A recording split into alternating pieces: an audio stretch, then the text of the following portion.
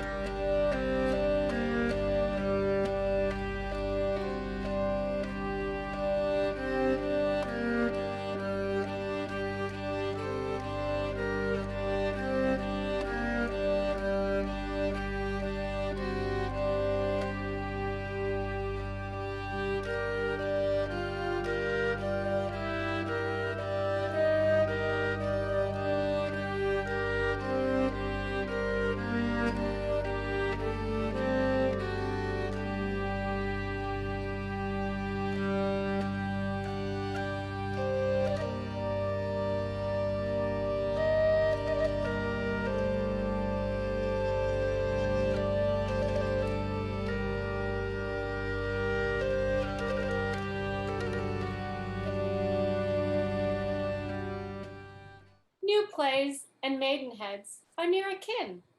Much fall both, for both much money given, if they stand sound and well. We pray our play may be so, for I am sure it has a noble breeder and a pure, a learned and a poet never went, more famous yet twixt Poe and Silver Trent. Chaucer, of all admired, the story gives. There, constant to eternity, it lives. If we let fall the nobleness of this, and the first sound this child hear be a hiss, how would shake the bones of that good man, and make him cry from underground, oh, fond from me the witless chaff of such a writer. This is the fear we bring, for, to say truth, it were an endless thing, than too ambitious to aspire to him, weak as we are, and almost breathless swim in this deep water. Do but you hold out your helping hands, and we shall tack about, and something do to save us. You shall hear scenes, though below is art, may yet appear worth 2 hours' travel. To his bones, sweet sleep, content to you. If this play do not keep a little dull time from us, we perceive our losses fall so thick, we must needs leave.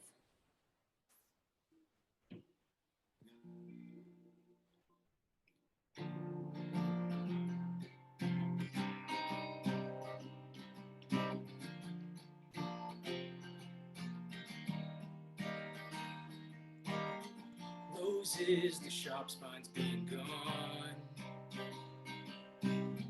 not royal in their smells alone, but in their hue.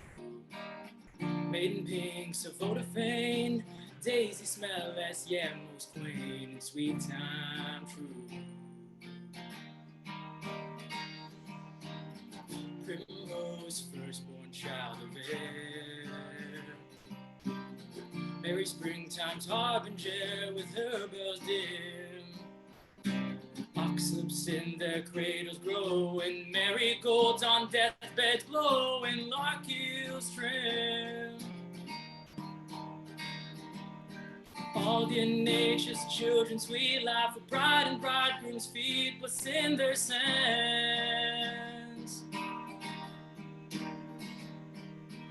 Voting for those raven tails, not an angel of the air is absent hands. Oh yeah, the crow, the slanderous cuckoo, nor the bolding raven, nor chaffer, nor the chattering fly may on a bright house purchasing, or with a many discord bring, but from it fly all the roses.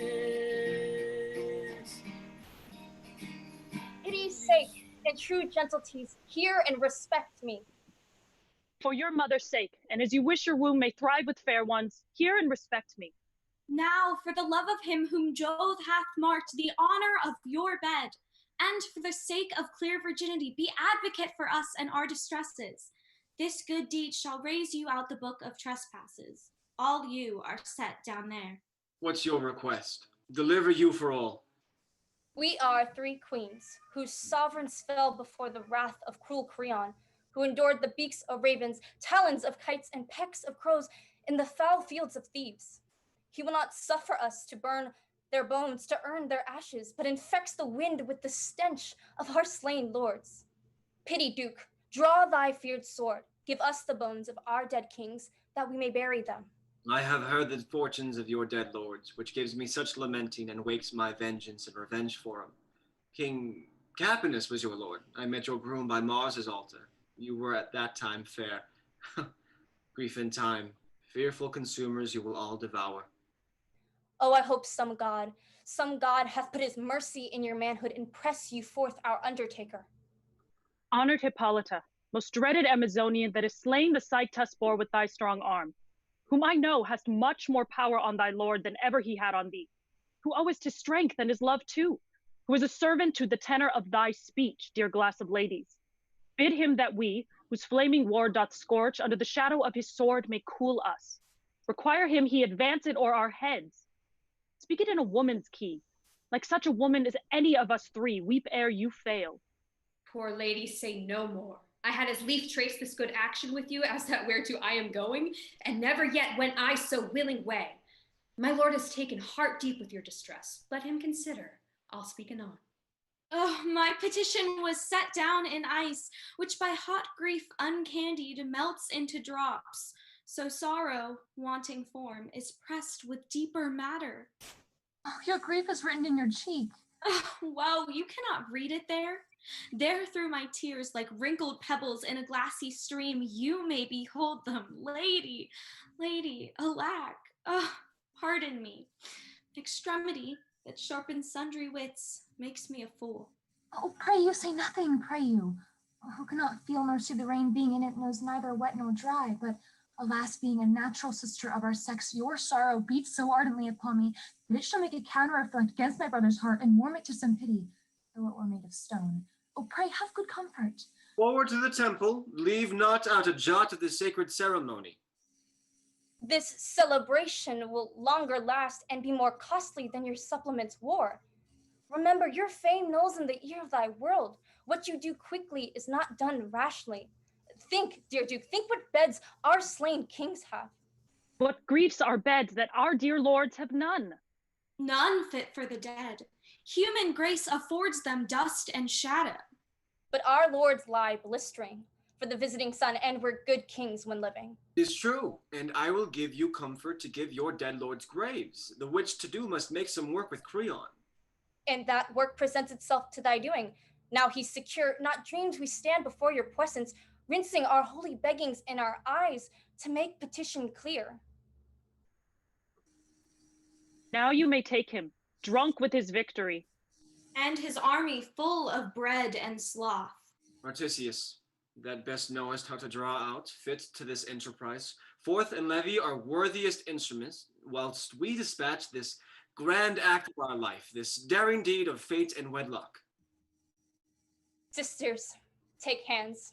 Let us be widows to our woes. Delay commends us to a famishing hope. Farewell. Farewell. We come unseasonably. But when could grief call forth as unpanged judgment can, fittest time for best solicitation?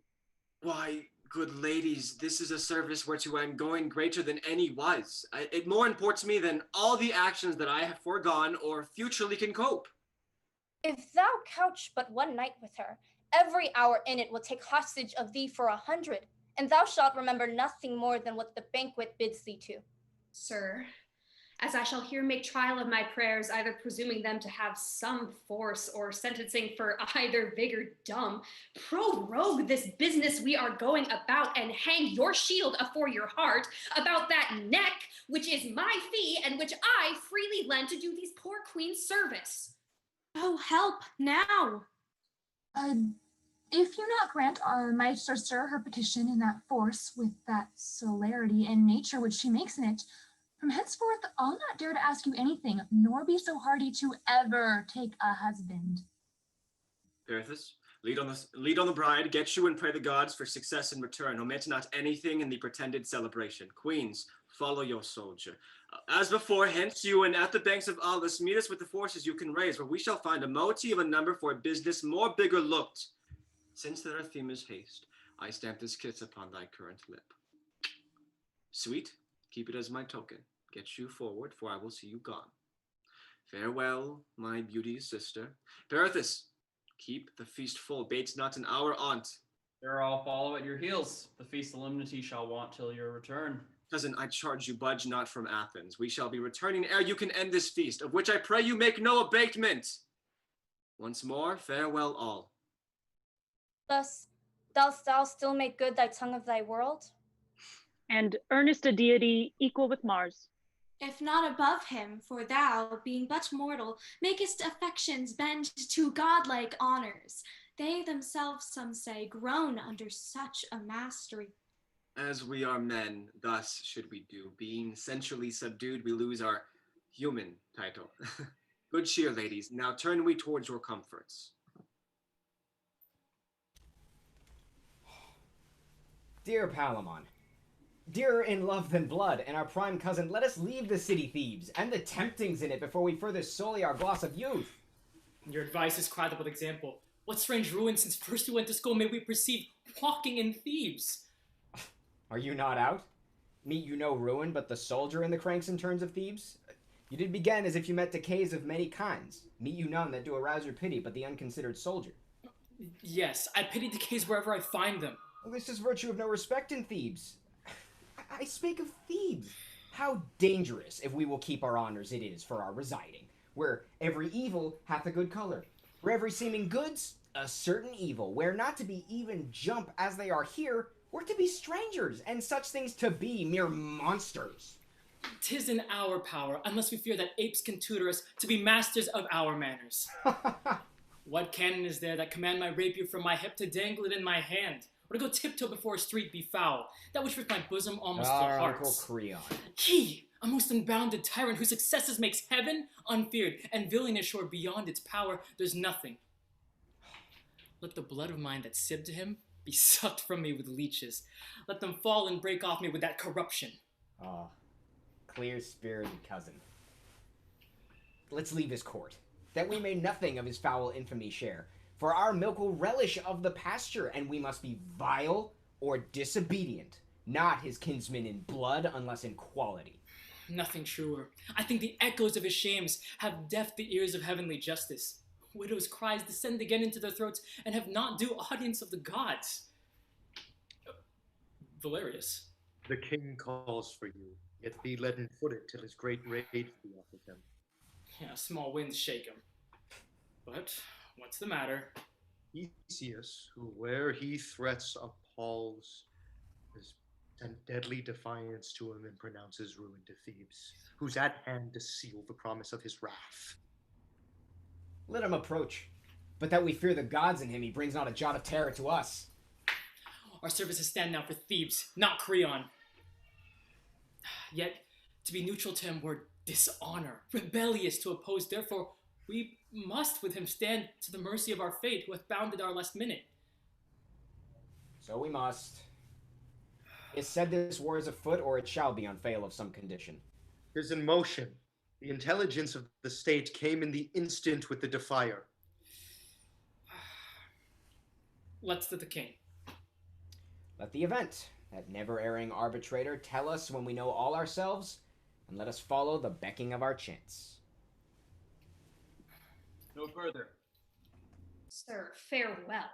Repeat my wishes to our great lord, of whose success I dare not make any timorous question. Yet I wish him excess and overflow of power, and it might be to doer ill-dealing fortune.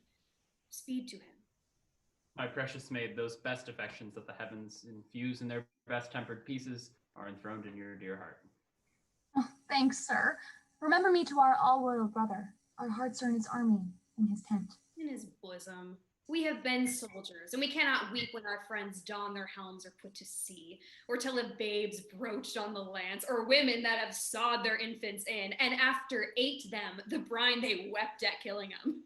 Then if you should stay to see of us such spinsters, we should hold you here forever.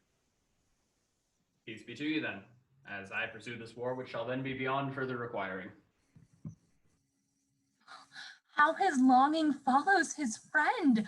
Have you observed him since our great lord departed? With much labor. I did love him for it.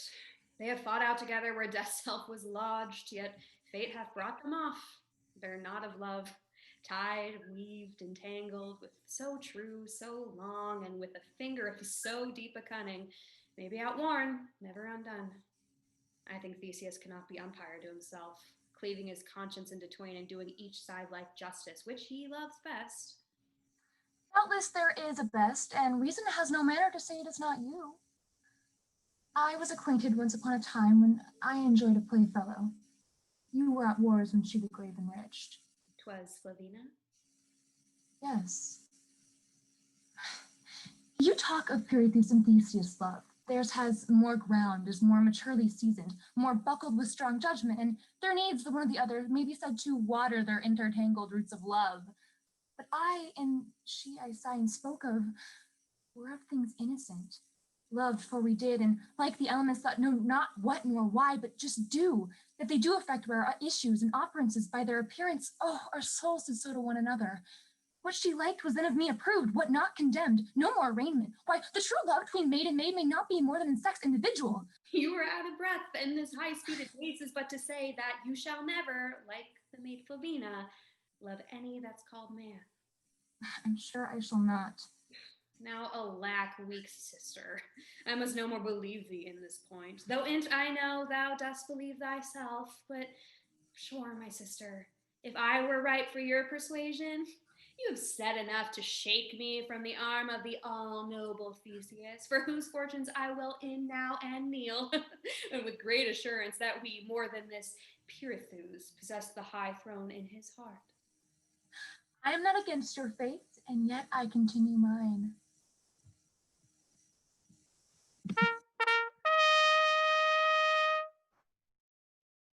To thee no star be dark. Both heaven and earth friend thee forever.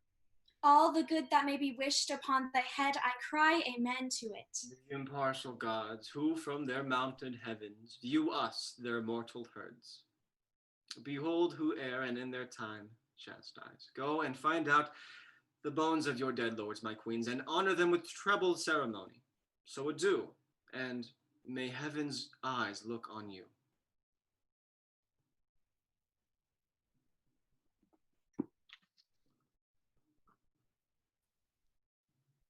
What are those? Men of great quality, as may be judged by their appointment. Some of Thebes have told they are sisters' children, nephews to the king. By the helm of Mars, I saw them in the war.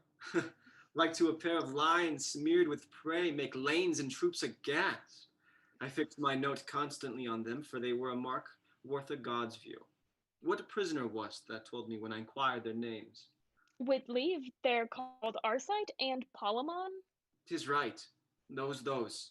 They are not dead. Nor in a state of life. Had they been taken when their last hurts were given, 'twas possible they might have been recovered, yet they breathe and have the name of men. Then like men use them. All our surgeons convent in their behalf. Our richest balms, rather than save, waste. Their lives concern us much more than Thebes is worth. Rather than have them freed of this plight and in the morning state, sound and at liberty, I would them dead. But 40,000-fold we had rather have them prisoners to us than dead. Bear them speedily to our kind heir, to them unkind, and minister what man to man may do. For our love and great Apollo's mercy, all our best, their best, skill tender. Lead into the city, where having bound things scattered, we will post to Athens for our army.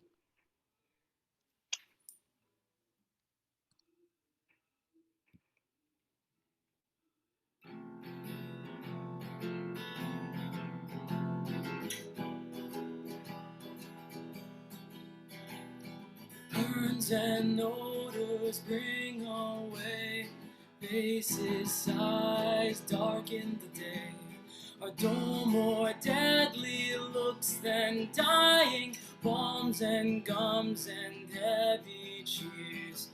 Sacred vials filled with tears and clamors through the wild air flying. Almost all seldom shows that our quick-eyed pleasure flows. We convent not else but woes. We convent not else but woes. This funeral path brings to your household's grave. Joy seize on you again. Peace sleep with him. And this to yours. Yours this way. Heavens lend 1,000 differing ways to one sure end. The world's a city full of straying streets. Death's the marketplace where each one meets.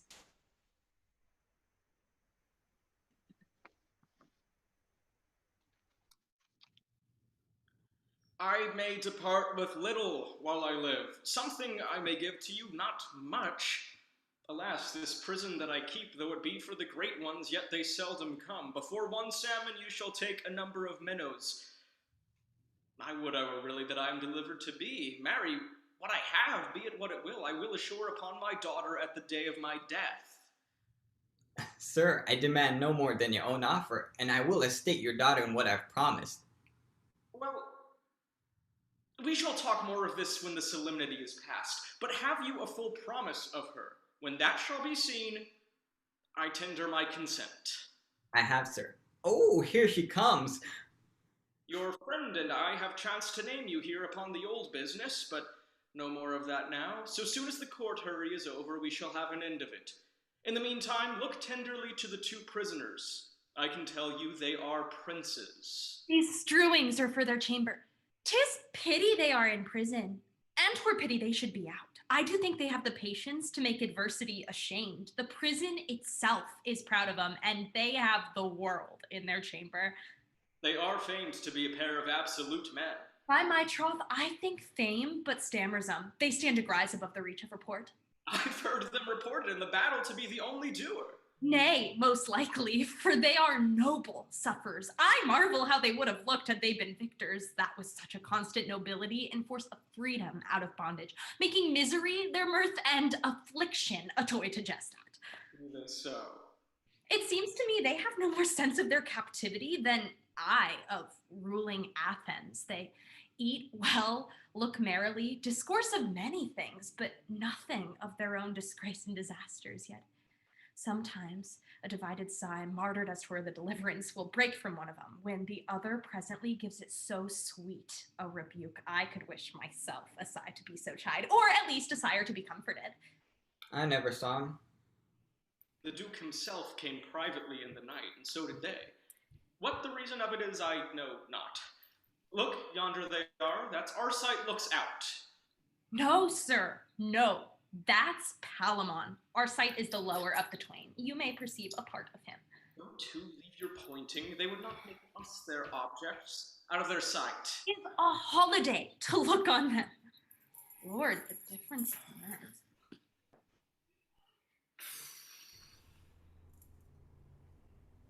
How do you, noble cousin? How do you, sir? Why, strong enough to laugh at misery and bear the chance of war, yet we are prisoners, I fear, forever, cousin. I believe it, and to that destiny have patiently laid up my hour to come. Gods. Cousin Arcite, where is Thebes now? Where's our noble country? Where are our friends and kindreds? Nevermore must we behold those comforts. Never shall we, too, like twins of honor, exercise our arms and feel our fiery horses like proud seas under us. Our good swords now, better the red-eyed god of war never wore, ravished our sides like age must run to rust. These hands will never take him out like lightning to blast whole armies more. No, Palamon. Those hopes are prisoners with us. Here we are, and here the graces of our youth must wither like a too-timely spring. Here age must find us, and which is heaviest, Palamon? Unmarried. Oh! The loving embraces of a sweet wife, loaded with kisses, armed with 1,000 cupids, shall never clasp our necks. No issue know us, no figure of ourselves shall we ever see to gladden our age, and like young eagles, teach them boldly to gaze against bright arms and say, remember what your fathers were and conquer! Oh, the fair maid shall weep our banishments. In their songs, curse ever-blinded fortune till she for shame see what a wrong she has done to youth and nature. This is all our world. We shall know nothing here but one another. 'Tis too true, Arcite. Yet, cousin, even from the bottom of these miseries, from all that fortune can inflict upon us, I see two comforts rising. Two mere blessings, if the gods please. Blessing. To hold here a brave patience, and the enjoying of our griefs together. Whilst Palamon is with me, let me perish if I think this our prison. Certainly it's the main goodness, cousin, that our fortunes were twined together. Shall we make uses of this place that all men hate so much? How, gentle cousin? Let's think this prison holy sanctuary Holy to keep us from the corruption of worse men. We are young and yet desire the ways of honor, that liberty and common conversation, the poison of pure spirits, might like women woo us to wander from. What worthy blessing may make it ours but our imaginations? And here being thus together, we are an endless mind to one another. We are one another's wives, ever begetting new births of love. We are each other's fathers, friends, acquaintances. We are each other's heirs. This is our inheritance. No hard oppressor dare take this from us. If we were at liberty, a wife might part us lawfully. You've made me, I thank you, cousin Arcite, almost wanton with my captivity. What a misery it is to live abroad and everywhere. 'Tis like a beast, methinks. I am more content with the court here, I am sure. And all those pleasures that woo the wills of men to vanity, I see through now, and am sufficient to tell the world 'tis but a gaudy shadow. Shall I say more? I would hear you still. You shall. Is the record of any two that love better than we do, Arcite? Sure there cannot. I do not think it possible our friendship should ever leave us. After our deaths it cannot. And after we die, our spirits shall be led to those that love eternally. Speak on, sir. This garden has a world of pleasures in it. What flower is this? 'Tis called Narcissus, madam. That were a fair boy for certain, but a fool to love himself. Were there not maids enough? Pray, forward. Yes. Were they all hard-hearted? They could not be to one so fair. Oh, thou wouldst not. I think I should not, madam. That's a good wench, but take heed to your kindness, though. Why, madam? Men are mad things. Will you go forward, cousin? Hath not thou worked such flowers into silk, wench? Yes. I have a gown full of them. Oh, and of these. Oh, this is a pretty color. Will it not do rarely upon a skirt? Dainty, madam. Cousin, how do you do, sir? Why Palamon? Never till now I was in prison, Arcite. Why? What's the matter, man? Behold and wonder. She is a goddess. Yeah? Do reverence. She is a goddess, Arcite. Of all the flowers, methinks a rose is best. Oh, why, gentle madam? Why, it is the very emblem of a maid. For when the west wind courts her gently, how she modestly blows and paints the sun with her chaste blushes. But when the north wind comes near her, rude and impatient, well, she sets her beauties off and locks her beauties in her buds, just leading him to Bates Briars. Yeah, good madam. Sometimes her modesty will blow so far she falls for it. A maid, if she have any honor, would be loath to take example by her. Thou art wanton. She is wondrous fair. She's all the beauty extant. Oh, the sun grows high. Let's go in a while. Keep these flowers. Let's see how near their beauties can come near art. Oh, I am wondrous merry-hearted. I could laugh now. I could lie down, I am sure. And take one with you? That's as we bargained, madam. Well, agree then.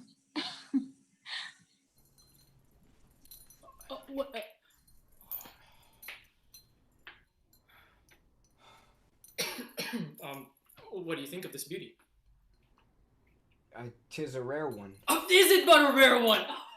Yes, a matchless beauty. Might not a man well lose himself and love her?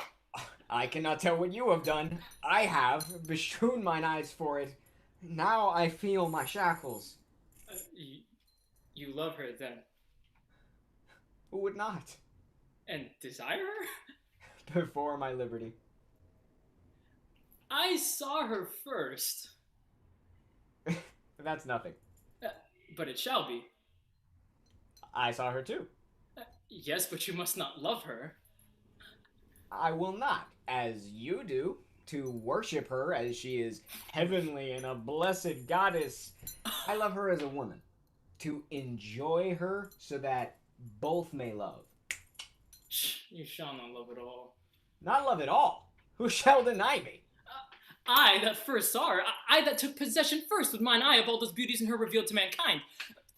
If thou lovest her, or entertainest the hope to blast my wishes, thou art a traitor, Arcite, and a fellow false as thy title to her. Friendship, blood, and all ties between us I disclaim if thou wouldst think upon her. Yes, I love her. And if the lives of all my name lay on it, I must do so. I love her with my soul, if that will lose you. Farewell, Palamon. I say again, I love, and in loving her maintain that I am as worthy and as free a lover, and have as just a title to her beauty as any Palamon, or any living that is man's son. Have I called thee friend? Yes, and have found me thus. Why are you moved so? Let me deal coldly with you. Am not I part of your blood, part of your soul? You have said I was Palamon and you were Arcite. Yes. Am not I liable to those affections, those joys, griefs, angers, fears my friend shall suffer? You may be. Why, then, would you deal so cunningly, so strangely, so unlike a noble kinsman to... Oh, okay. Ah, speak truly. Do you think me unworthy of her sight? No, but unjust if thou pursue that sight. Because another first sees the enemy, shall I stand still and let mine honor down and never charge? Yes, if he be but one. But what if that one had rather combat me?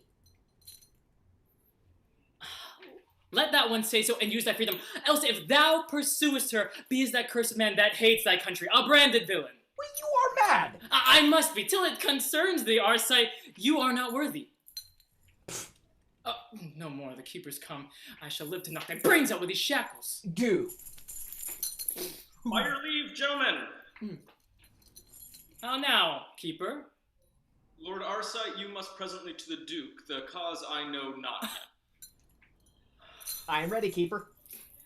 Palamon, I must a while bereave you of your fair cousin's company. And me too, even when you please, of life!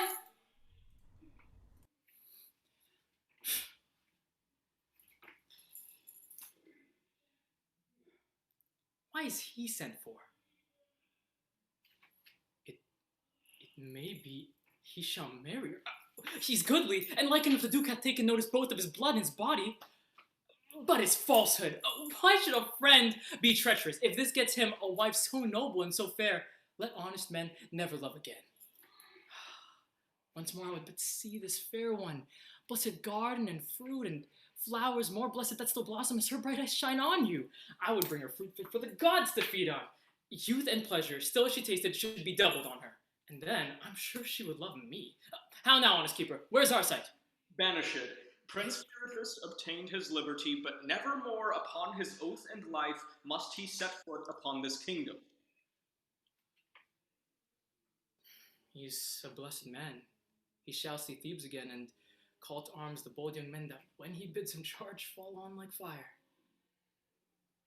Were I at liberty, I would do things of such a virtuous greatness that this lady, this blushing virgin, should take manhood to her and seek to ravish me. Oh. My lord, for you I have this charge. To discharge my life! No, but from this place to remove your lordship, the windows are too open. Devils take them that are so envious to me, but prithee kill me. And hang for it afterward. By this good light, had I a sword, I would kill thee. Why, my lord? Thou bringest such pelting, scurvy news, thou art not worthy life, I will not go. Indeed you must, my lord. May I see the garden? No. Then I'm resolved, I will not go. I must constrain you then, and for you are dangerous, I'll clap more irons on you. Do, good keeper, I'll shake him so you shall not sleep. Sorry. Must I go? There is no remedy.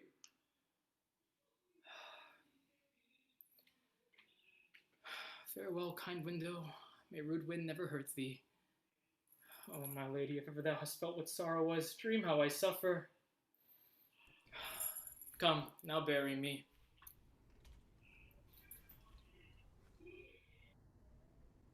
Banished the kingdom.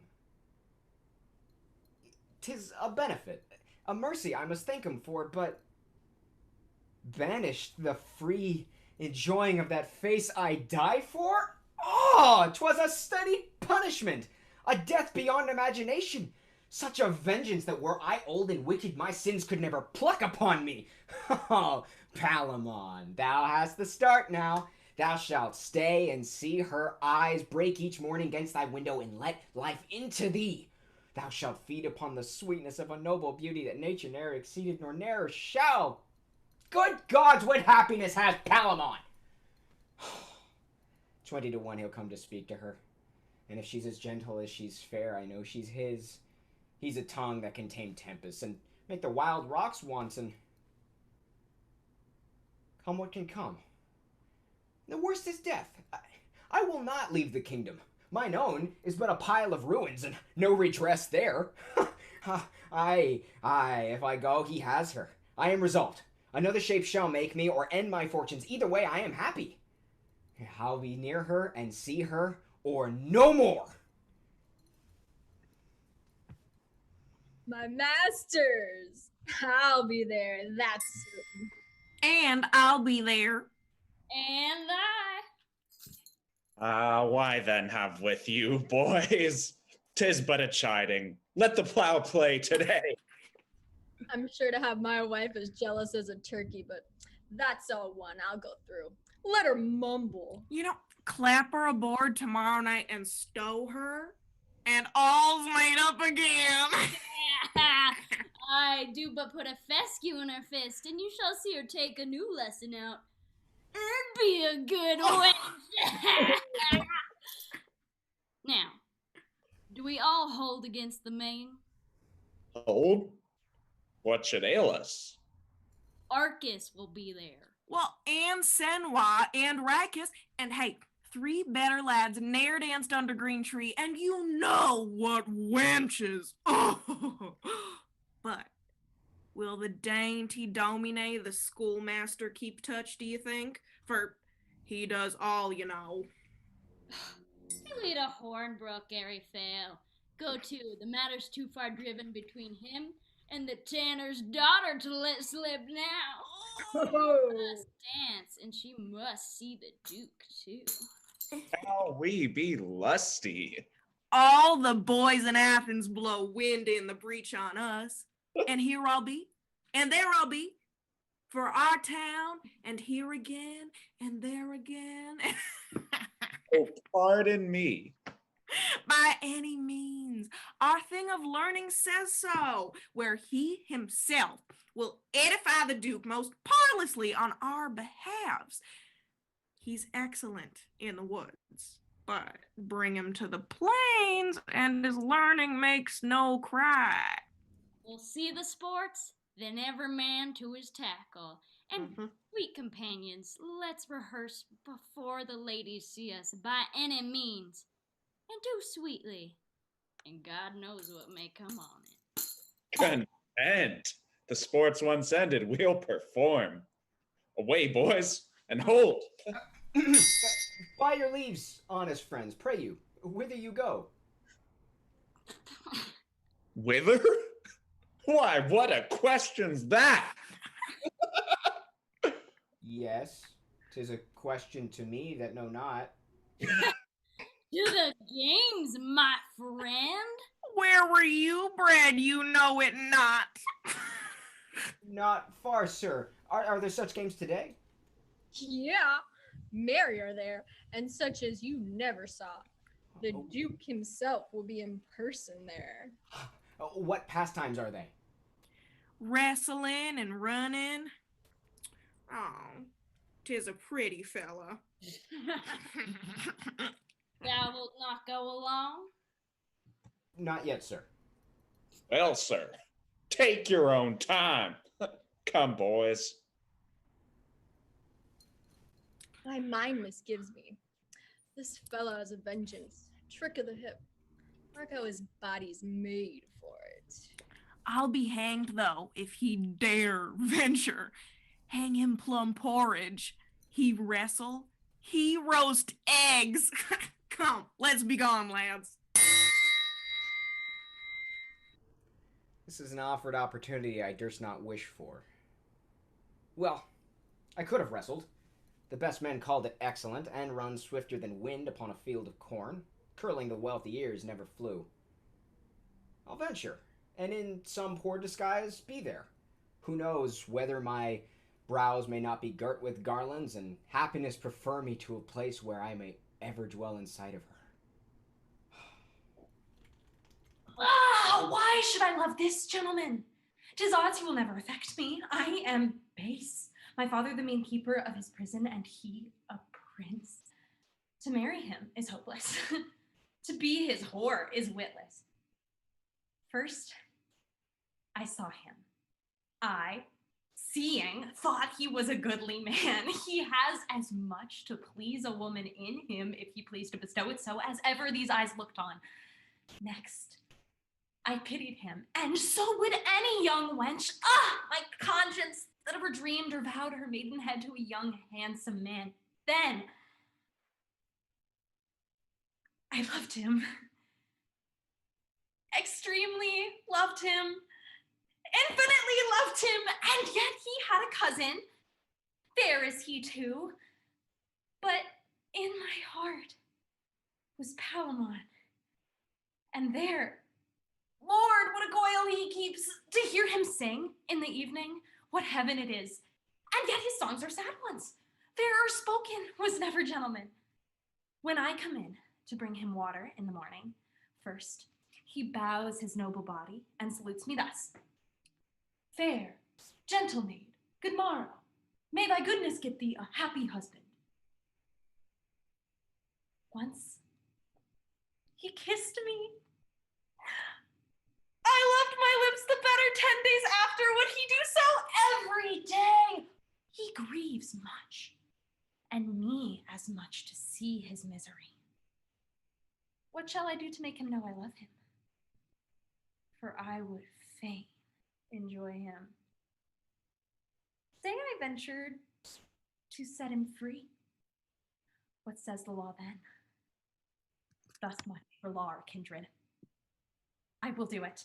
And this night or tomorrow, he shall love me. You have done worthily. I have not seen since Hercules a man of tougher sinews. Whatever you are, you run the best and wrestle that these times can allow. I am proud to please you. What country bred you? This, but far off, Prince. Are you a gentleman? My father said so. And to those gentle uses gave me life. Are you his heir? His youngest, sir. Your father sure is a happy sire, then. What proves you? Little of all noble qualities. I would be thought a soldier. You are perfect. On my soul, a worthy man. He is so. How do you like him, lady? I admire him. I have not seen so young a man so noble, if you say true of his sort. Believe his mother was a wondrous handsome woman. His face, methinks, goes that way. But his body and fiery mind illustrate a brave father. He is well got, sure.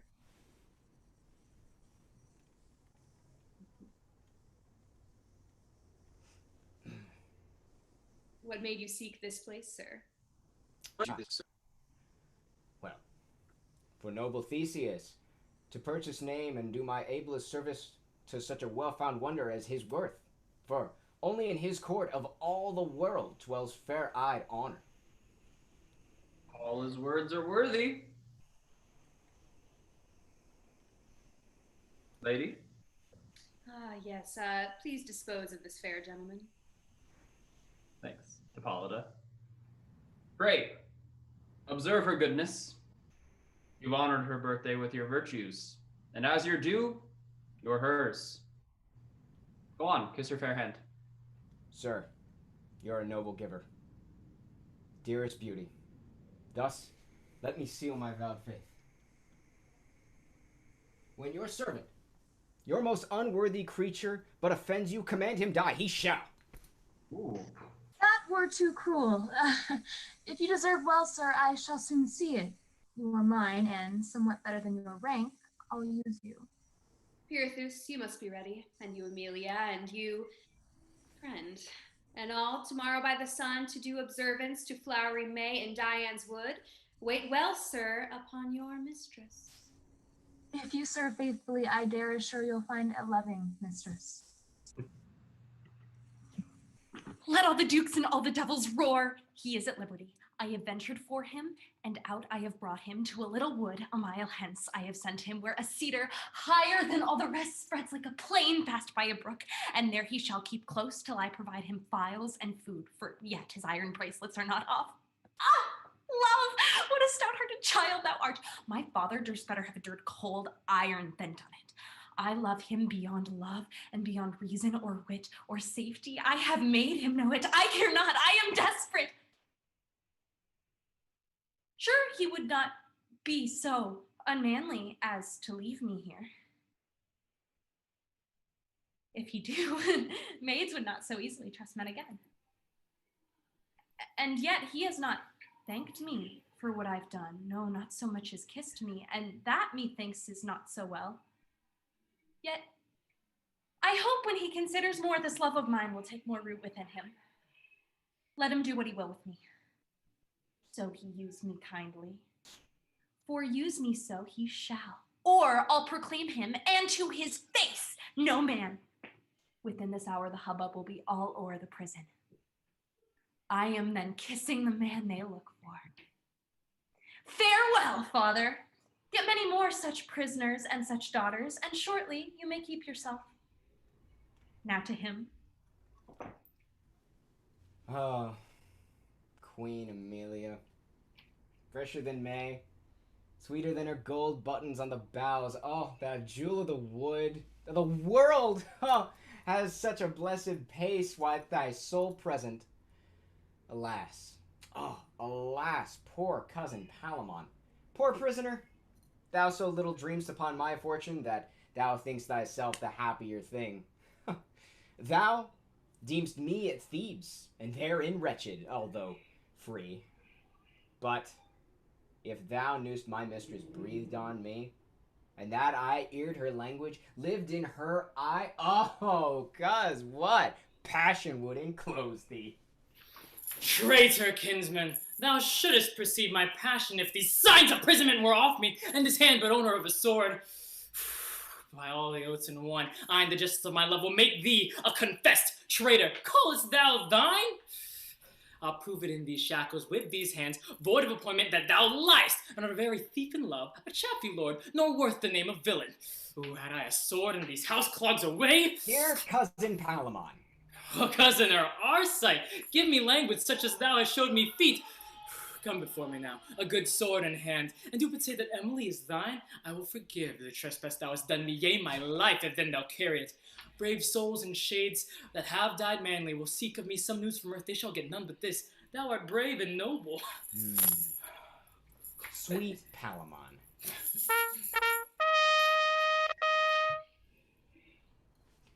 You hear the horns? Enter your musset, lest this match between us be crossed ere met. Give me your hand. I'll bring you every needful thing. I pray you, take comfort and be strong. Farewell. You are going now to gaze upon my mistress. For no true mind she is. Yeah. Nay, pray you. You talk of feeding me to breed me strength. You're going now to look upon a sun that strengthens what it looks on. There you have a vantage over me, but enjoy it till I may enforce my remedy. Farewell. He has mistook the break, I meant. Is gone after his fancy. 'Tis now well nigh morning. No matter.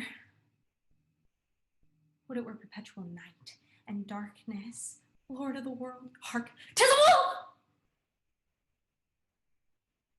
In me hath grief slain fear, and but for one thing I care for nothing, and that's Palamon. I have heard strange howls this livelong night. Why may not be they have made prey of him? He has no weapons. He cannot run. The jingling of his gyves may call fell things to listen who have in them a sense to know a man unarmed and can smell where resistance is. My father's to be hanged for his escape. Myself to beg, if I prized life so much as to deny my act, but that I would not. Should I try death by dozens? I am moped. Food took I none these 2 days. Sip some water. I have not closed mine eyes save when my lids have scoured off their brine. Alas, 'tis all my life. So which way now? The best way is the next way to a grave. An end. And that is all. This should be near the place. Ho, Cousin Palamon! Arcite! The same. I have brought you food. And files. Oh, come now and take courage. Here's no Theseus. No, none so honest, Arcite. Yeah, that's no matter. We'll argue that hereafter. Come, sir. Take courage. You shall not die thus beastly. Huh? Here, sir. Drink. I know you are faint. Yet I'll speak further with you. Arcite, thou mightest now poison me. Ooh, I might. But I must fear you first. Sit down, and good now. Let us not, having our ancient reputation, have no more of these vain parlays. Let us not make talk for fools and cowards. To your health. Do. Oh, pray, sit down now, and let me entreat you. By all the honesty that's good in you, no more anger, no mention of this woman which will disturb us. We shall have time enough. Well, sir, I'll pledge you. Drink a draft, man. It breeds good blood. Do you not feel it thaw you? Stay. I'll tell you after a draft or two more. I'm glad you have so good a stomach. I'm glad I have so good meat too. Is not mad lodging here in the wild woods, cousin? Yeah, if we're going to have wild conferences. What is this? Venison. Animal style. This is a lusty meat. Give me more wine.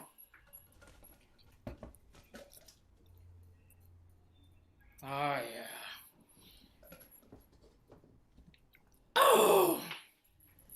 Here, Arcite, to the wenches we have known in our days. The Lord Steward's out. Do you remember her? Made her groan a month or two for it? Or 3 or 10? The Marshall sister had her fair share too, if I remember, cousin. Else there be tales abroad. You'll pledge her? Yes! A pretty brown wench 'tis. There was a time when young men went to hunting and to wood and a broad beach, and thereby hangs a tale. Hey-oh! Oh. By heaven and earth, there's nothing in thee, honest. Then I'll leave you. You're a beast now. As don't make us me, traitor. I'll come again some 2 hours hence and bring that shall quiet all. A sword and armor. I'll hear no more.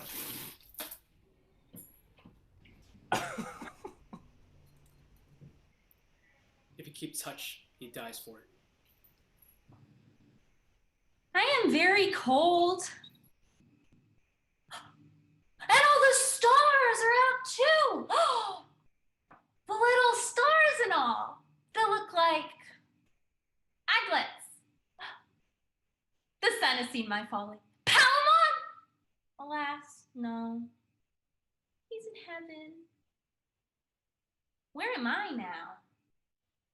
Yonder's the sea. And there's a ship. Oh, how it tumbles. Good night. Good night. You're gone. Would I could find a fine frog. He would tell me news from all parts of the world. Then I would make a carrack of a cockle shell and sail by east and northeast to the king of pygmies, for he tells fortunes rarely. Now my father, 20 to 1, is trussed up in a trice tomorrow morning. I'll never say a word. For I'll cut my green coat a foot above my knee, and I'll clip my yellow locks an inch below my eye. Hey, nonny, nonny, nonny, he's find me a white cupboard to ride, and I'll go seek him through the world that is so wide. Hey, naughty, naughty, naughty. Oh, for a prick now. Like a nightingale to put my breast against. I'll sleep like a top else.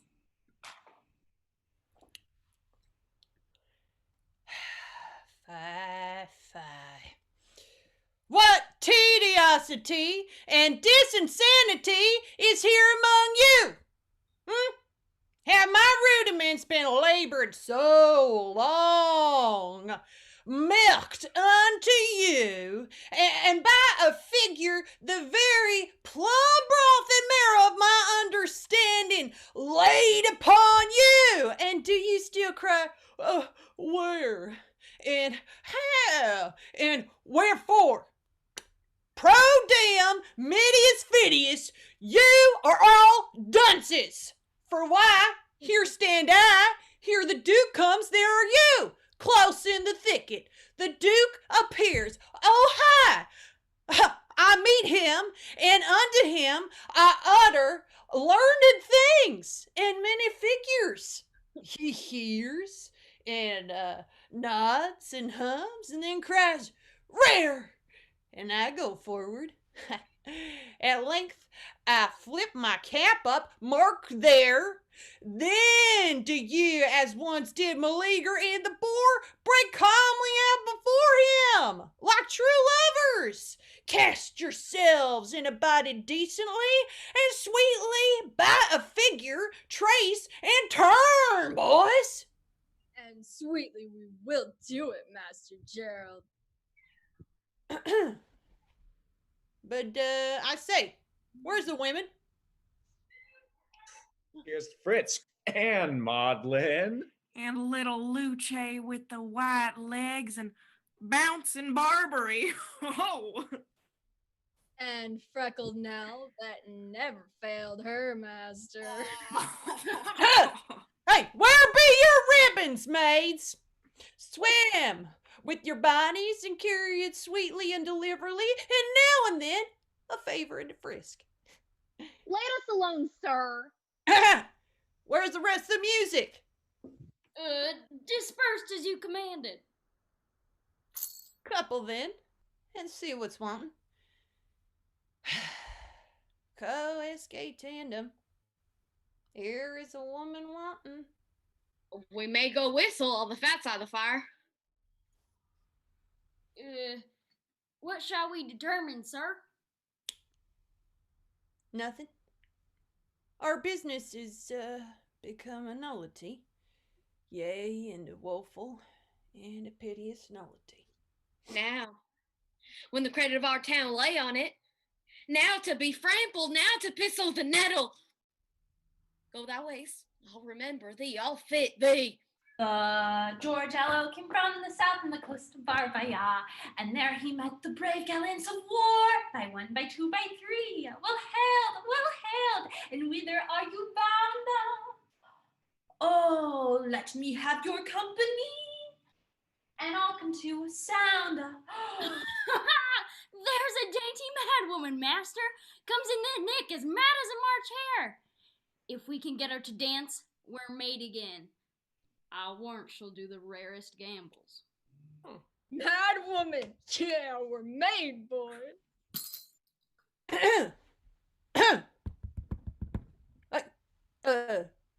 And, are you mad, good woman? I would be sorry else. Give me your hand. Why? I can tell your fortune. Huh. You are a fool. Friend, you must have no white bread. If you do, your teeth will bleed extremely. Shall we dance, ho? I know you. You're a tinker. Ye bony! A tinker damsel. Or a conjurer. Raise me a devil now and let him play Kai Pasa. Oh, the bells and bones. Go take her and fluently persuade her to a peace. et opus exegi, kudo nec Iovis era nec ingius. Strike up and lead her in. Come, lass, let's trip it. I'll lead. Do. Persuasively and cunningly. Away, boys, I hear the horns. Give me some meditation and mark your cue. Palace, inspire me. This way the stag took. Stay and edify. Oh, what have we here? Some country sport, my lady? Well, sir, go forward. We will edify. Stay it. Oh, that daddy duchess. All hail, sweet ladies. If you but favor our country pastime maidens, we are a few of those collected here, their ruder tongues distinguish village here. We are a merry rout, or else a rabble, or company, or by figure chorus, that for thy dignity will dance a Morris. And I, that am the rectifier of all, by title pedagogus, that let fall, and dainty duchess, whose daddy dismal fame, from dis to dinless, from post to pillar, is blown abroad. Oh, help me, that poor will-willer. Is now comes in, which being glued together makes Morris in the that we came hither.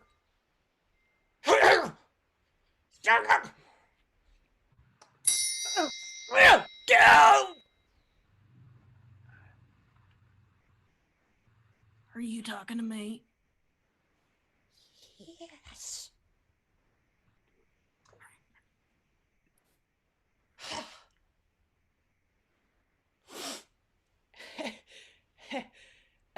Come, Maltese Elise, that make a dance.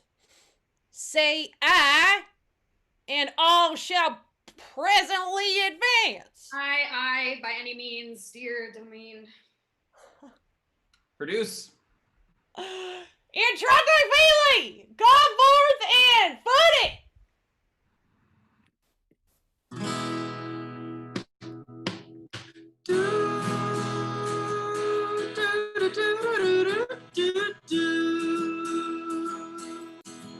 Out in the country past cathedral town signs, there lays a tavern pub near E County line. Ye pub becometh alive when the sun goes down.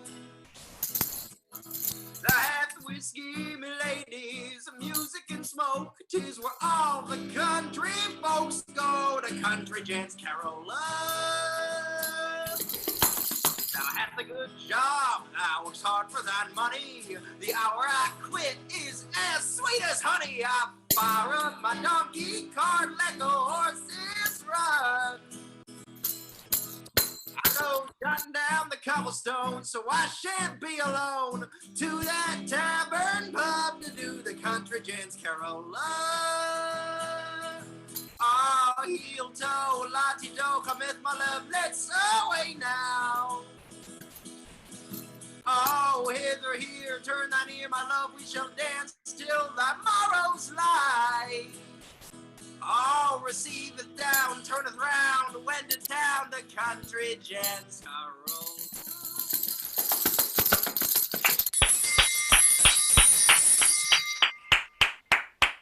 Ah! Ladies, if we have been merry, and it pleased ye with a dairy, and a down, say the Duke's no clown. Duchess, if we have pleased thee too, and have done as good boys should do, give us but a tree or twain for a maypole and a gain, ere another year run out, will make thee laugh and all this round. How do you, lady? Never so pleased, sir. 'Twas an excellent dance, and for a preface, I've never heard a better. Schoolmaster, I thank you. Pirithous, see 'em all rewarded. Here, something to paint your pole with. Yeah,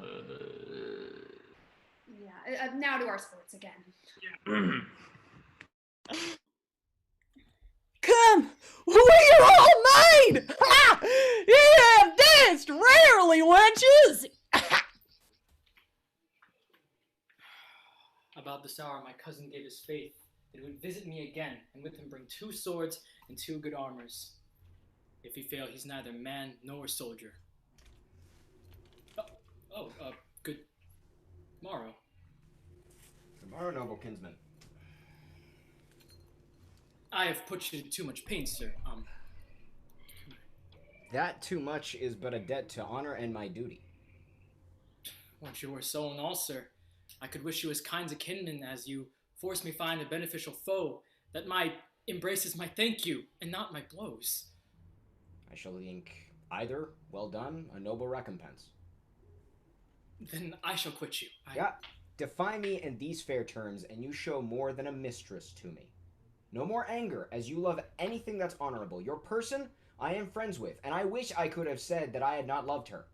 But, in loving such a lady, and in justifying my love, I must not fly from't. Arcite, thou art so brave an enemy. No man but thy cousin's fit to kill thee. I am well molest thee. Choose thy arms. Choose you, sir. Wilt thou exceed in all, or dost thou do it to spare thee?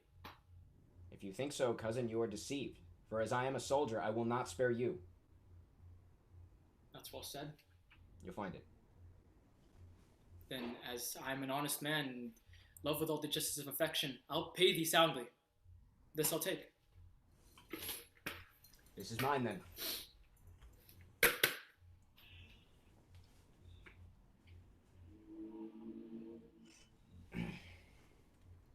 I'll arm you first. Do.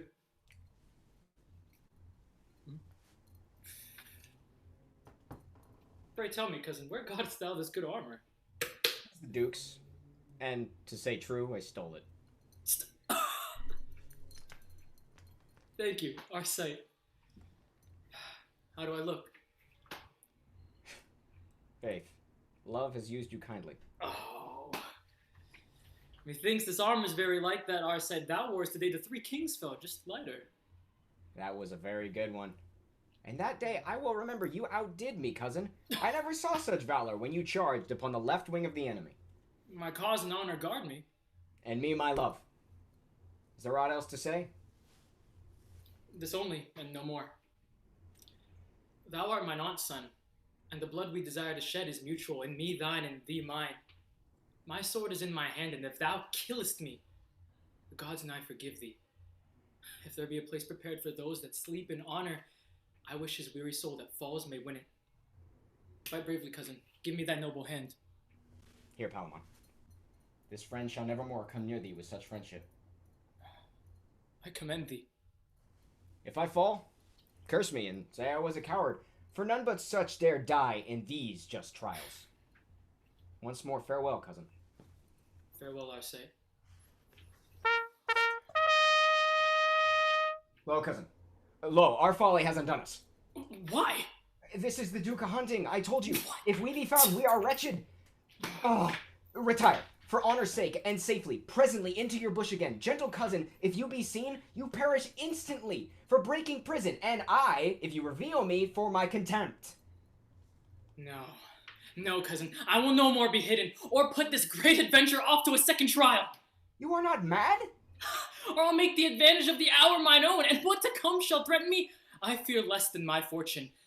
No, weak cousin, I love Emilia, and in that I'll bury thee, and all crosses else. Ha ha, then come what can come. Thou shalt know, Palamon, I dare as well die as discourse or sleep. Only this fears me. The law shall have the honor of our ends. Have it thy life! Hey! What ignorant and mad malicious traitors are you that gainst the tenor of my laws are making battle thus like knights appointed without my leave and officers of arms? By Castor both shall die. Hold thy word, Theseus. We are certainly both traitors, both despisers of thee and of thy goodness. I am Palamon, that cannot love thee, that broke thy prison. Think well what that deserves. And this is our sight. Never a bolder traitor trod thy ground. This is the man was begged and banished. This is he contemns thee on what thou darest do. And in this disguise, against thine own edict, follows thy sister, that fortunate bright star, the fair Emilia.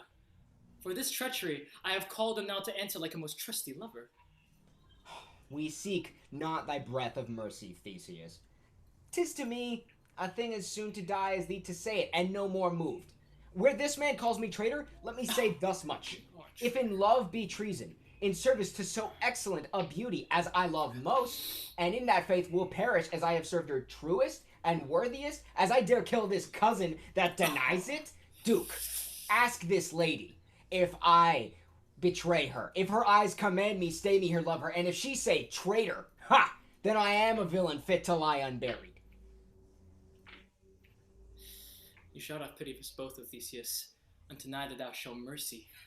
Let's die together at one instant, Duke! Only a little let him fall before me, that I may tell my soul he shall not have her.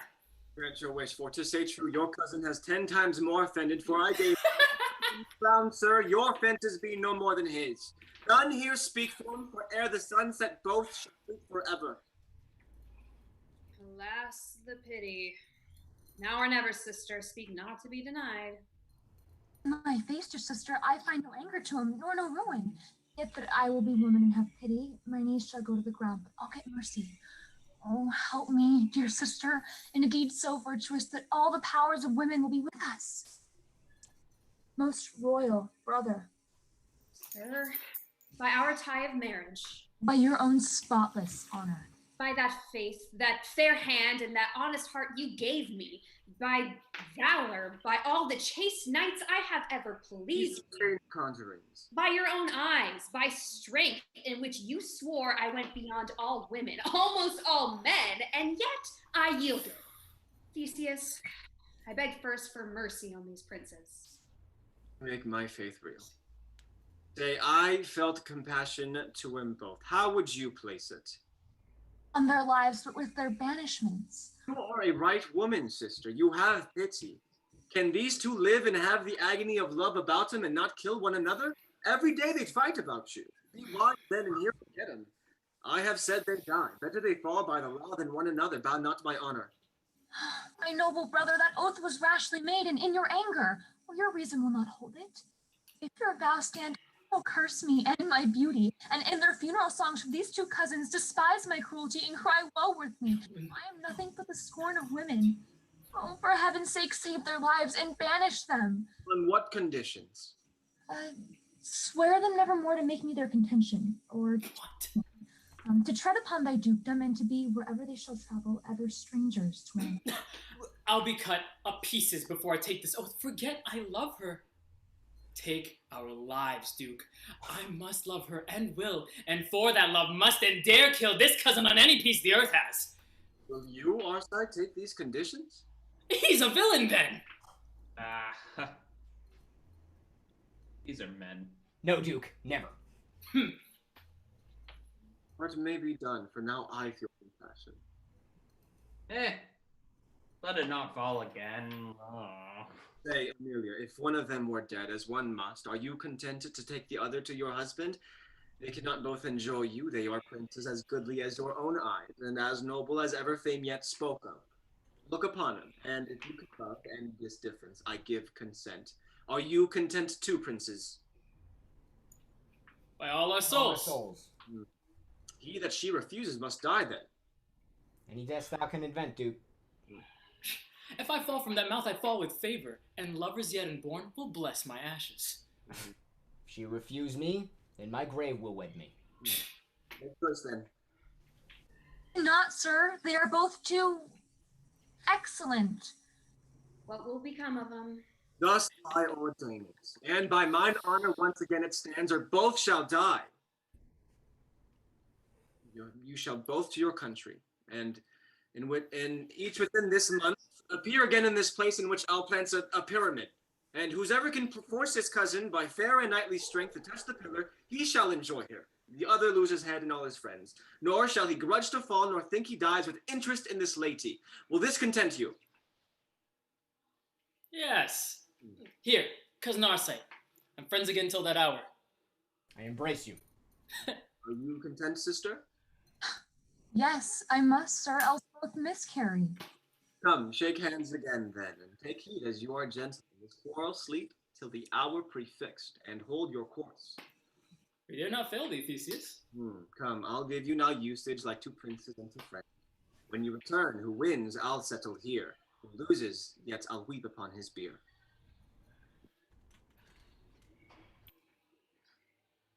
Heard you no more.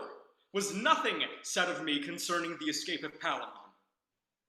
Good sir, remember! Nothing that I heard, for I came home before the business was fully ended, yet I might perceive, ere I departed, a great likelihood of both their pardons, for Hippolyta and fair-eyed Emily upon their knees begged with such handsome pity from the Duke. Pray heaven it hold so. Be of good comfort, man. I bring you news, good news. They are welcome. Palamon has cleared you and got your pardon and discovered how and by whose means he escaped, which was your daughter's, whose pardon he procured too. And the prisoner, not to be held ungrateful to her goodness, has given a sum of money to her marriage, a large one, I assure you. You're a good man, and ever bring good news. How was it ended? Why, as it should be, they that ne'er begged, but they prevailed, had their suits fairly granted. The prisoners have their lives. I hope they are good. They are honorable. How good they are, I know not. 'Twill be known. Blaster, where's your daughter? Why do you ask? When did you see her? This morning? Was she well? Was she in health? Sir, when did she sleep? I do not think she was very well, for now you make me mind her. But this very day I asked her questions, and she answered me so far from what she was, so childishly, as if she were a fool and innocent. But what of her, sir? Nothing but my pity, but you must know it, and as good by me as by another that less loves her. Well, sir? She is mad. Oh, it cannot be. Believe you'll find it so. I half suspected what you have told me. The gods comfort her. Either this was her love to Palamon, or fear of my miscarrying on his scape, or both. 'Tis likely. But why all this haste, sir? I'll tell you quickly. As I late was fishing in the great lake that lies behind the palace, I heard a voice, a shrill one, and attentive I laid me down and listened to the words she sung, for then through a small glade cut by the fishermen, I saw it was your daughter. She sung much, but no sense, only I heard her repeat this often. Palamon is gone to the woods to gather mulberries. I'll find him out tomorrow. Pretty soul. The shackles will betray him. He'll be taken. What shall I do then? I'll dance an antic for the Duke and beg his pardon. Then she talked of you, sir, that you must lose your head tomorrow morning, and she must gather flowers to bury you and see the house made handsome. And then she sang nothing but, willow, willow, willow, willow, willow, willow, willow, willow. And then she wept, sung again, sighed, and with the same breath smiled and kissed her hand. Alas, what a pity it is. 3 or 4 I saw from far off cross her, one of them I knew to be a brother, where she stayed and fell, scarce to be got away. I left them with her, and hither came to tell you. Here they are. May you nevermore enjoy the light. Is not this a fine song? Oh, a very fine one. I can sing 20 more. I think you can. Where's my wedding gown? I'll bring it tomorrow. It's true. Good e'en, good men, Pray, did you ever hear of one young Palamon? Yes, wench, we know him. Is not he a fine young gentleman? 'Tis, love. By no means cross her. She is then distempered far worse than now she shows. Yes, he's a fine man. There's at least 200 now with child by him. This is strange. Lost past all cure. Heaven forbid, man. Come hither. You are a wise man. Does she know him? No. What she did.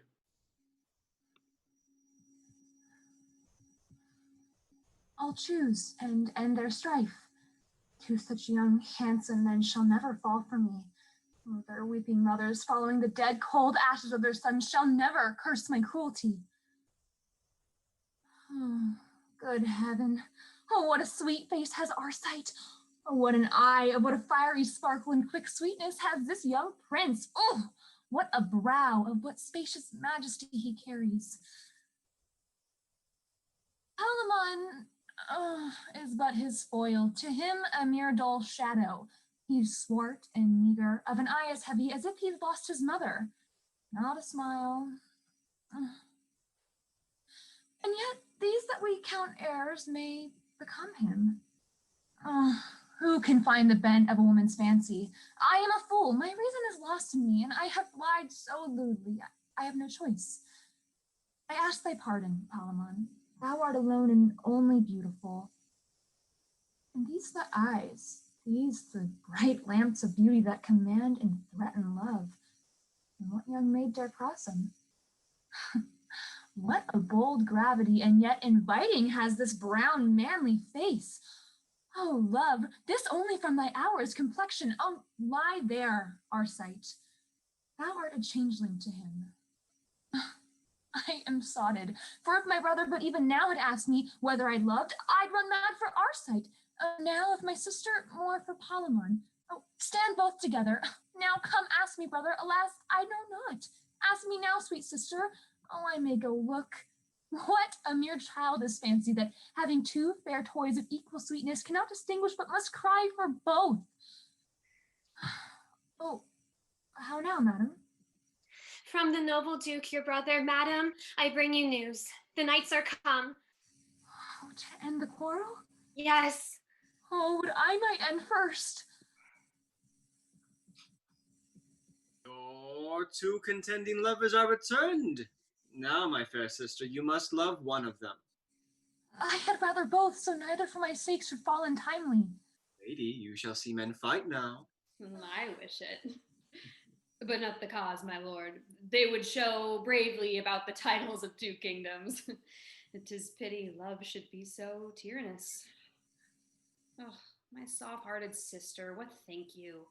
Weep not till they weep blood. Wench, it must be. You have steeled them with your beauty. Honored friend, to you I give the field. Pray order it fitting the persons that must use it. Yes, sir. Poor wench, go weep. Forever so wins loses a noble cousin for thy sins.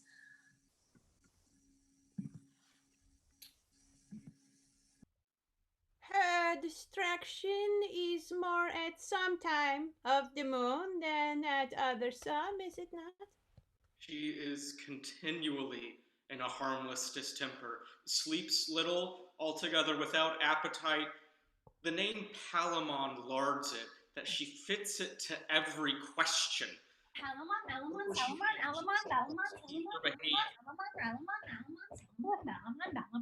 What stuff here? Oh. And thus all day long. Oh, now for this charm that I told you of. You must take a piece of silver to the tip of your tongue. Then will I make Palamon a nosegay, then let him mark me then. How prettily she's amiss. Note her a little further. Lords and courtiers that have got maids with child, they are in this place. They shall stand in fire up to the navel and ice up to the heart. There, the offending part burns and the deceiving part freezes. In troth, a very grievous punishment, as one would think for such a trifle. Believe me, one would marry a leper switch to be rid on it, I'll assure you. How she continues this fancy. 'Tis not an engraft madness, but a most thick and profound melancholy. To hear there a proud lady and a proud city wife howl together, I were a beast and I'd call it good sport. I will be true, my fate, my stars. What think you of her, sir? I think she has a perturbed mind which I cannot minister to. Alas, what then? Oh, understand you? She ever affected any man ere she beheld Palamon? I was once, sir, in great hope that she had fixed her liking on this gentleman, my friend. I did think so too. That intemperate surfeit of her eye hath distempered the other senses. They may return and settle again to their preordained faculties, but they're now in the most extravagant vagary. This you must do. Confine her to a place where the light may rather seem to steal in than be permitted.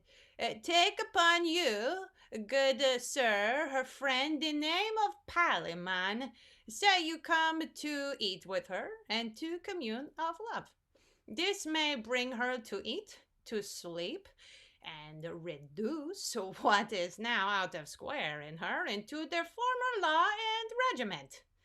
I have great hope in this.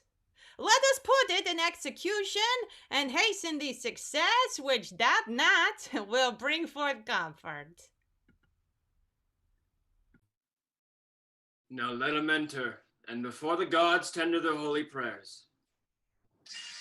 Ladies and gentlemen, they enter!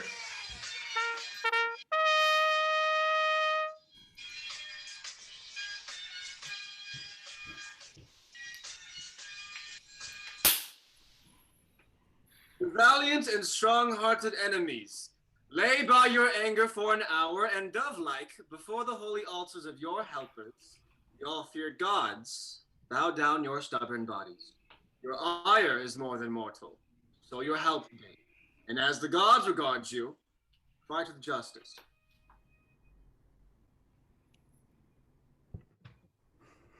The glass is running that cannot finish till one of us expire.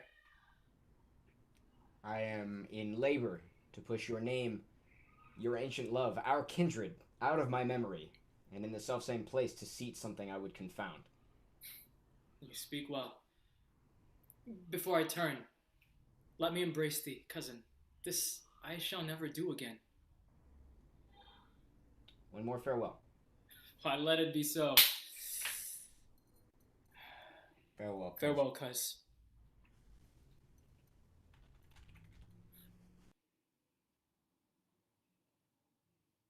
Our stars must glister with new fire or be today extinct. Our argument is love, which, if the goddess of it grant, she gives victory too. Then blend your spirits with mine, you whose free nobleness do make my cause your personal hazard. To the goddess Venus, commend we our proceeding and implore her power unto our party.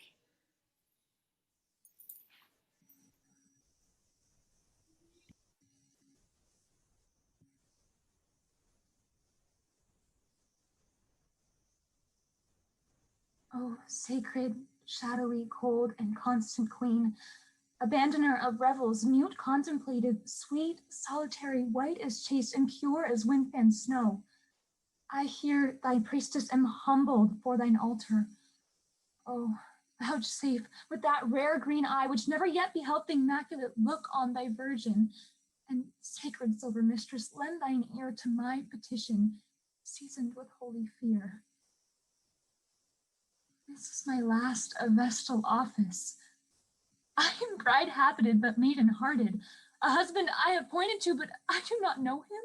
Of the two, I should choose one, and pray for his success, but I am guiltless of election. Mine eyes were to lose when they are equal precious. I could doom neither. Therefore, most modest queen, he of the two pretenders that loves me the truest and has the truest title in him, let him take off my wheaten garland.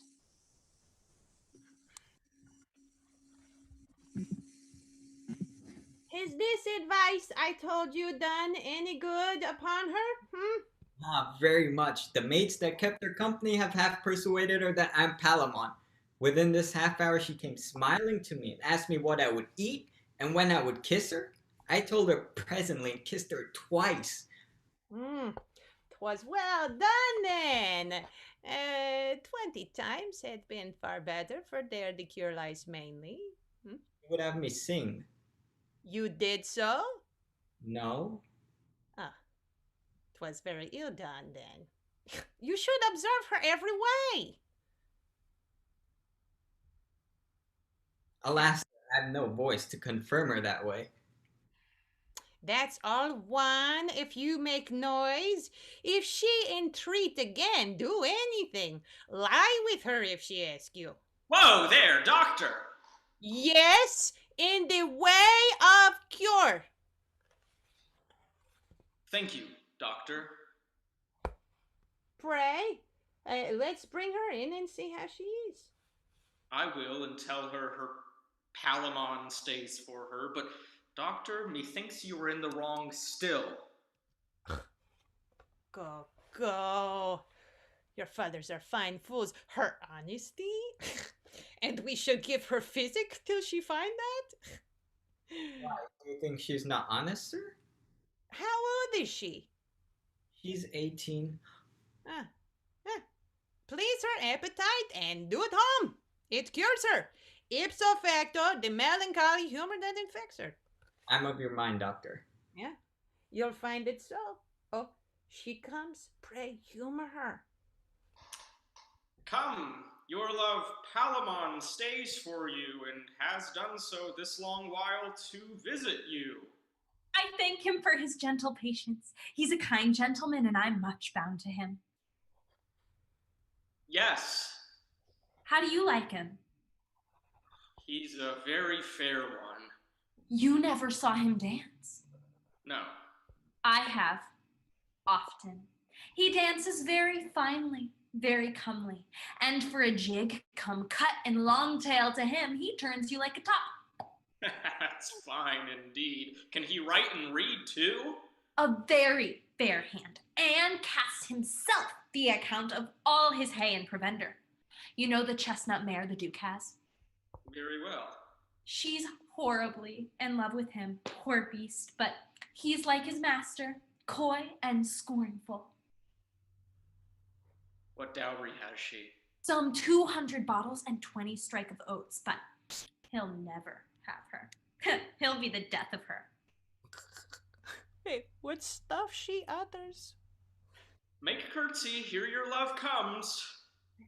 Pretty soul, how do you? Yours to command, in the way of honesty. How far is it to the end of the world, my masters? Why, a day's journey, wench. Will you go with me? What shall we do there, wench? Why, play at stool ball. What is there else to do? I'm content, if we shall keep our wedding there. 'Tis true, for there, I will assure you, we shall find some blind priest for the purpose. To venture to marry us? For here they are nice and foolish. Besides, my father's to be hanged tomorrow, and that would be a blot in the business.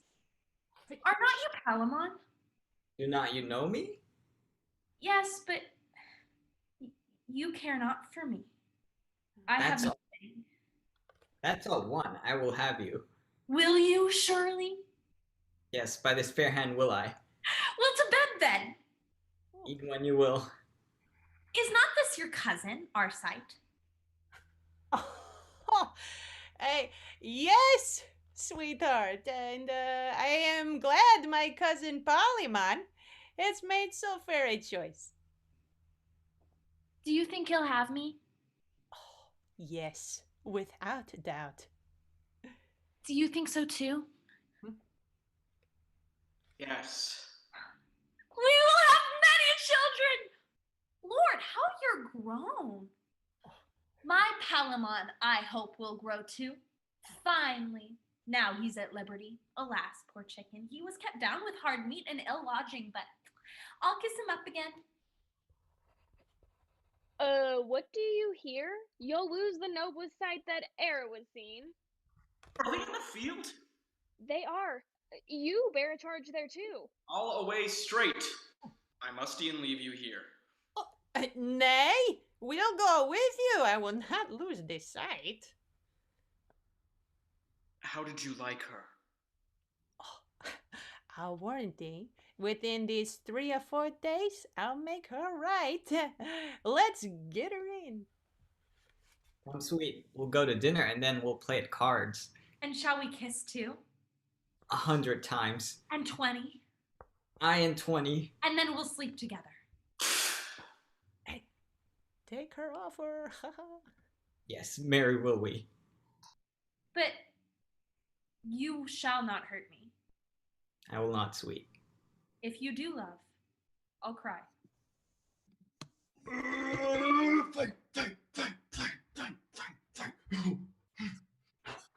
I'll no step further. What? Will you lose this sight? I had rather seen a wren hawk at a fly than this decision. Every blow that falls threats a brave life. Each stroke laments the place and wherein it falls, and sounds more like a bell than a blade. I will stay here. It is enough my hearing shall be punished, which with there is no deafening but to hear, not taint mine eye with dread sights it may shun. Sir, my good lord, sir. Your sister will know further. She must. Mm-hmm. She shall see deeds of honor in their kind. You must be present. You are the victor's crown. Pardon me, if I were there, I'd wink. You must be there. This trial is as 'twere in the night, and you the only star to shine. You must go. In faith, I will not. Well, then, at your pleasure. Those that remain with you could wish their office to any of their enemies. Farewell, sister. I am like to know your husband for yourself by some small start of time. He whom the gods do of the two know best, I pray them he be made your lot.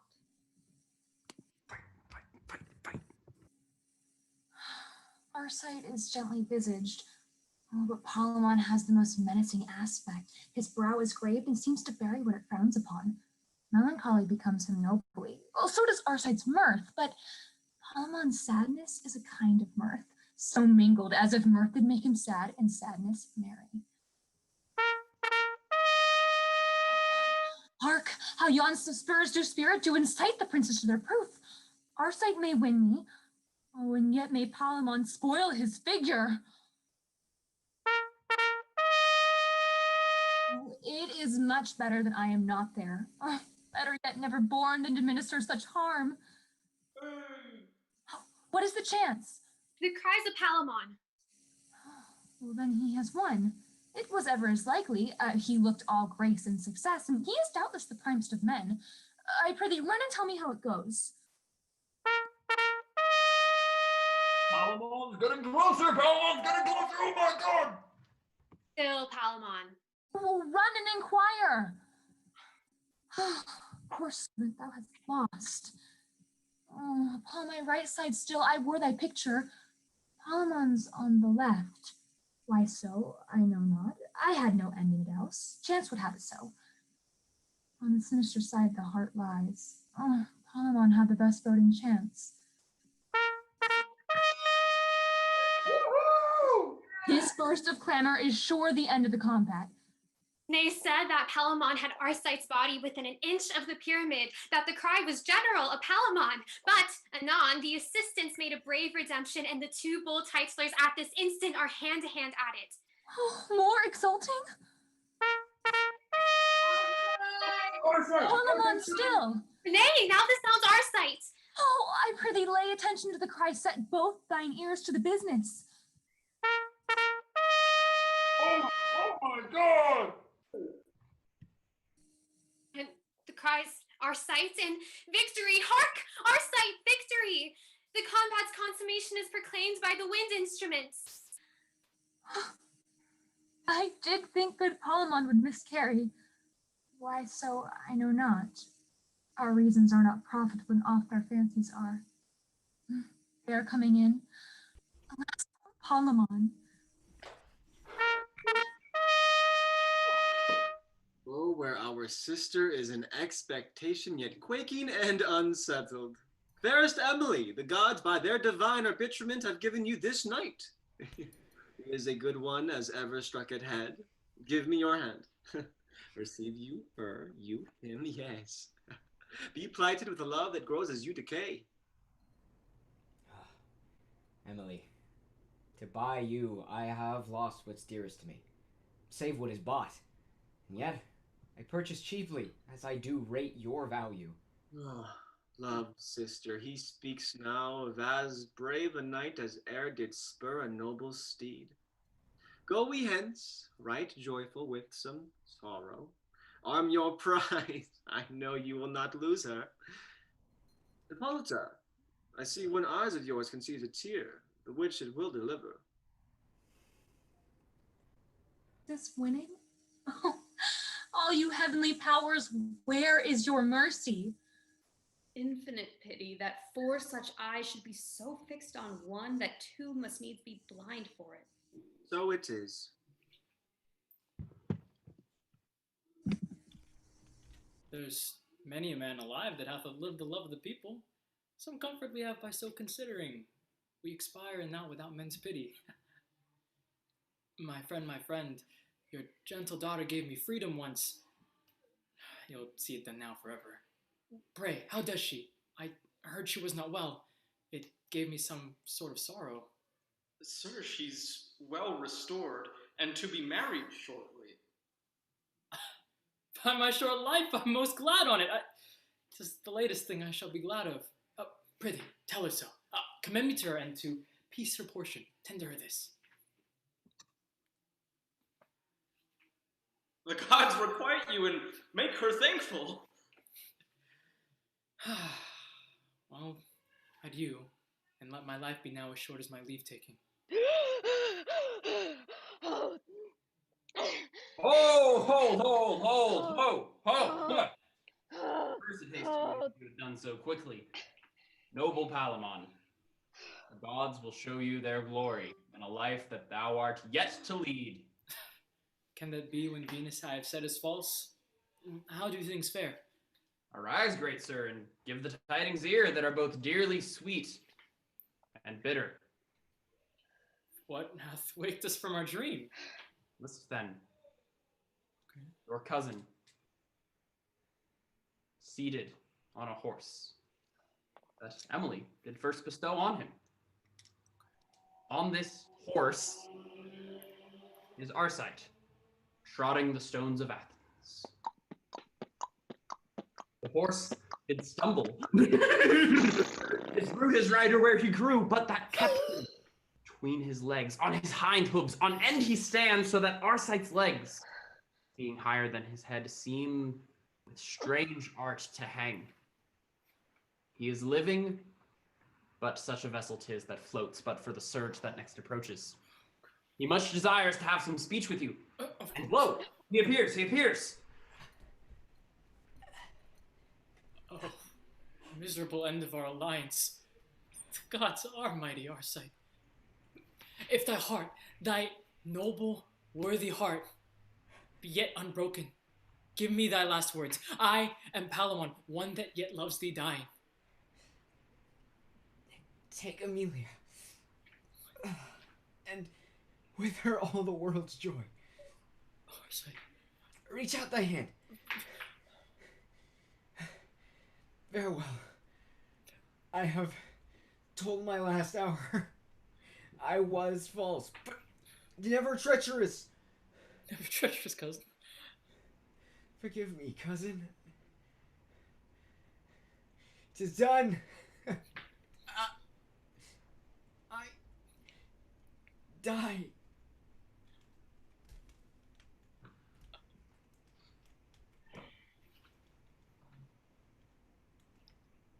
That brave soul seek Elysium.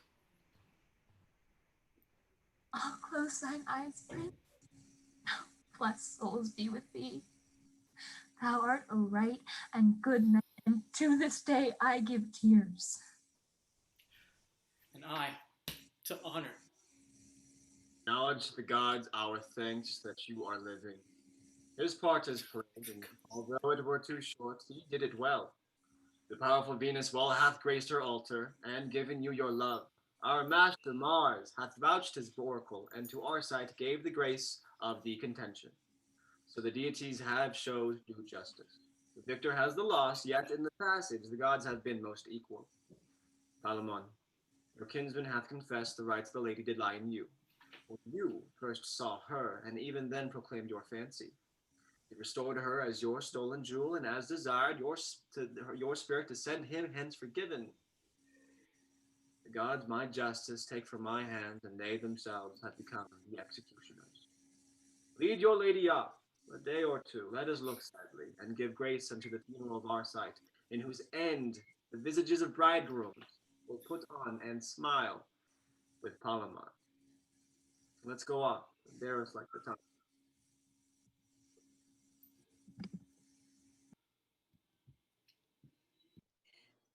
I would now ask you how you like the play, but as is with schoolboys, cannot say. I am cruel fearful. Pray yet, stay a while, and let me look upon you. No man's smile? Then it goes hard, I see. It's a tale we have told, for 'tis no other. Anyway, content you, for to that honest purpose it was meant to. We have our end, and you shall have ere long, I dare say, many a better to prolong your old loves to us. We in all our might rest at your service. Gentlemen and ladies, good night.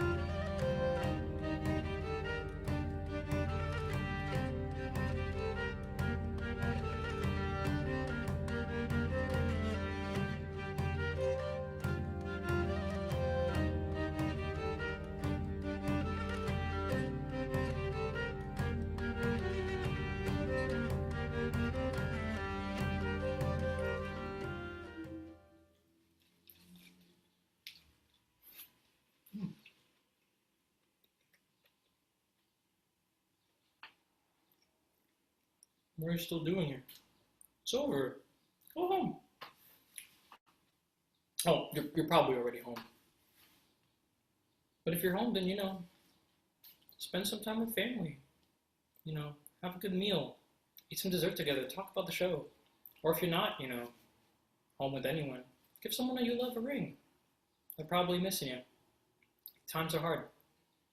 Stay safe out there.